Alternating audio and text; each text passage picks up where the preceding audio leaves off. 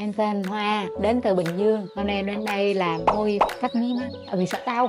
Với lại chưa kiếm được chỗ uy tín. Hôm nay có ông bạn nó làm đây rồi nên nó giới thiệu xong lên đây làm luôn. Lên Facebook mình nhấn vô bệnh Mỹ Cang Hu đó thì nó nổi lên thì mình vô mình xem thôi. Và với lại mấy bạn làm ở đây nó thấy đẹp, cắt mí, đóng mũi, cái độ tầm nhìn đẹp đó. Thấy sạch sẽ, cơ sở vật thấy ok.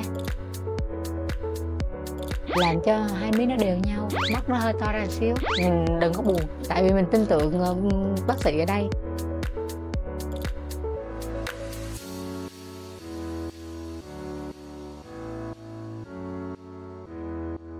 Ok, tốt, nhiệt tình, dễ thương á, thấy giỏi, từ phun môi cho đến mí mắt đều thấy chuyên nghiệp giỏi, không hề đau gì đó, không đau tí nào, không có cảm giác gì hết. Kỹ thuật bác sĩ giỏi, nhân viên cũng nhiệt tình, nói chung là không bàn cãi gì hết. Cho điểm thì 8 điểm 10.